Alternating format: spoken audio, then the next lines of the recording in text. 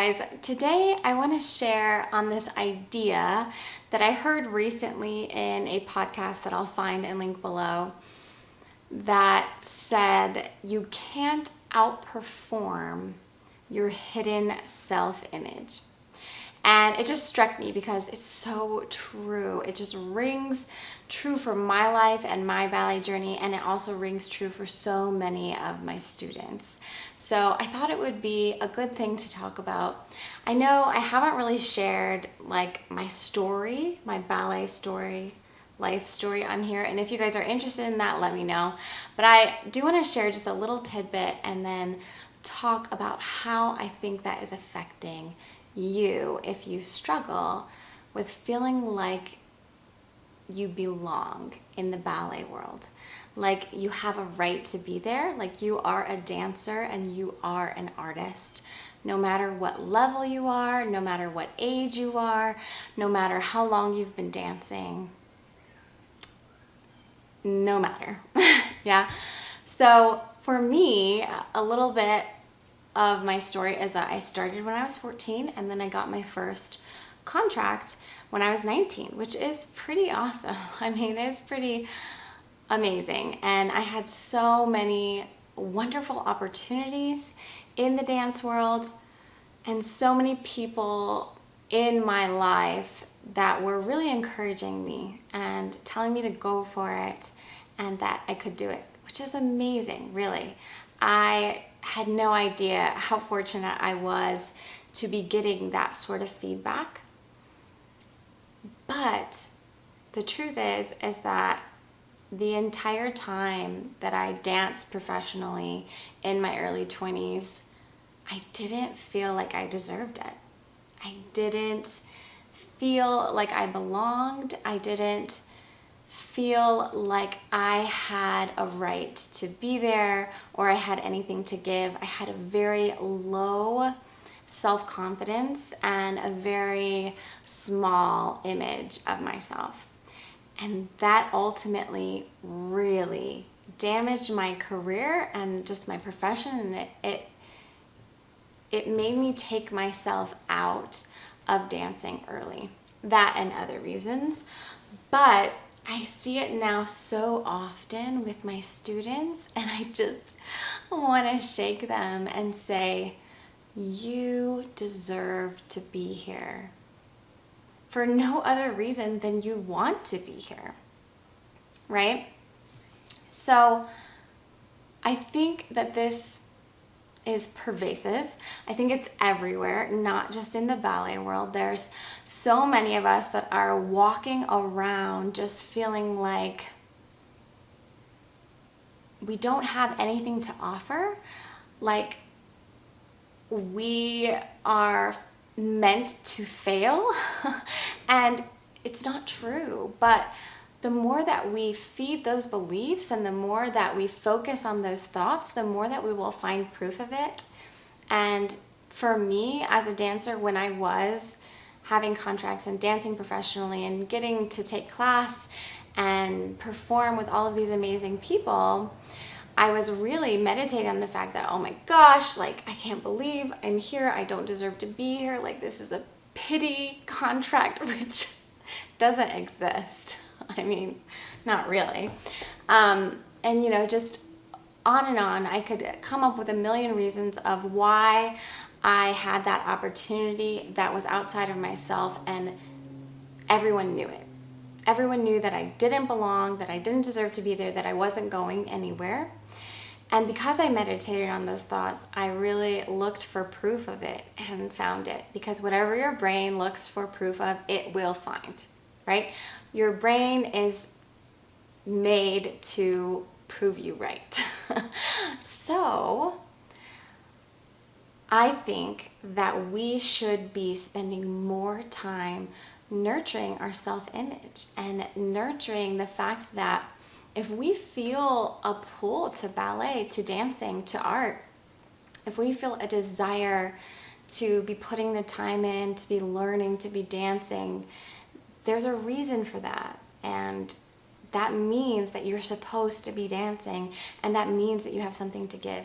And yes, I know the professional ballet world is very specific. It can be very harsh. I experienced that. So, it depends on who I'm talking to here. Am I talking to someone who's going after a professional career, or am I talking to someone who's doing it because they love it and they just want to get everything that they can out of it? But even if you are going towards a professional career, the more that you can dive into how you see yourself, who you are, what you bring and what you have to offer, and put boundaries around that. So no matter what artistic director, teacher, choreographer, other dancer says to you, you can take that feedback, but then you can filter out all of the parts that don't apply to what you're bringing, right? And you can be part of a ballet culture, a ballet company where you have to, fluctuate with the standards and with what image they're trying to get and all of those things without letting it affect your self-image, without letting it affect who you truly are and your worth, right? I see very often dancers tie their self-worth to the feedback that they get. And I know this happens beyond the dance world. So it's something that we all need to be aware of, and it's something that we all need to be doing that internal work with. Yeah, it's part of why I'm so big on journaling and affirmations and visualization and meditation, because that is the inner work.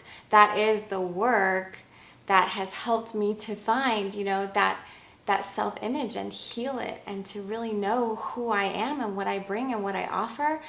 And it's something that I want every dancer and person that I come across to have as well. But I just wanted to make this video to bring up this discussion, to talk about it, to hear your thoughts on the topic. That quote that I heard in the podcast, that you will never outperform your hidden self-image. It just struck me. And you can for a while. You might do it for a little while. You can definitely achieve things with a poor self-image, but it's not sustainable, it's not enjoyable, and it's not fulfilling, right? So you can have high successes, you can achieve things and still have a lowly self-image and still berate yourself and really just think negatively about yourself. But that, tangible success, that inner knowing and security and peace and joy and just everything will be available to you once you go inside and recognize that you were made for a purpose, and you were made uniquely you, and you have something to offer, and you can hone your skills, and you can change, you can grow. I mean, I could talk about this all day because I'm so passionate about it. I think it's a real problem in the ballet world. It's part of why and what I'm trying to change to create a better ballet culture. And I'd love to invite you to join me on that. So I'd love to hear your thoughts on this in the comments. Let me know if you struggle with self-image, with pervasive negative thoughts, and let me know what you think about this. If you think it's true, if you think you can outperform your self-image, if you think, that having that heavy criticism is just part of ballet and it's how you succeed. Tell me it all. If you disagree with me, if you agree with me, I want to know. And then, if you want to talk more about this, if you want to work with me more, check out the links below. You can get on the wait list for the Beyond Ballet community that opens up again at the end of September. In that community, this is what we're all about. With journaling, I walk you through visualizations and affirmations, and I also give you exercises, but exercises with the intent of really getting to know your body, how to work with your body. That's another piece of this, right? In the ballet world, we are treated very similarly, no matter how your body is and works, which changes all the time. Everyone is so uniquely made that you really have to become your own advocate for how your body best works. That's what we work on in the community, as well as just, making a plan and working through those beliefs and having the support of the community. So if you're interested in that, sign up at the link below. That will get you on my email list and you'll be the first to know when I'm opening the doors in the end of September.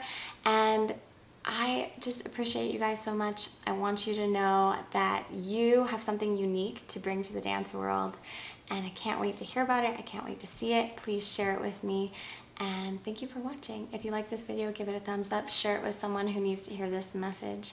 If you're new here, I would absolutely love to have you as a subscriber, and I will see you guys in my next video.